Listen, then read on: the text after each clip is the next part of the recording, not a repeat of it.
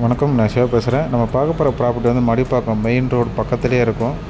Location பின் பண்ணியிருந்தேன். 600 metre தான். Ambedkar street, அந்த அம்பேத்கர் சிலையில் உள்ளே போகிறப்ப, அதாவது நம்ம அந்த மெயின் ரோடு சிக்னல் இருக்கும், மடிப்பாக்கம் சிக்னல், அதிலேருந்து 600 மீட்ரு தான்.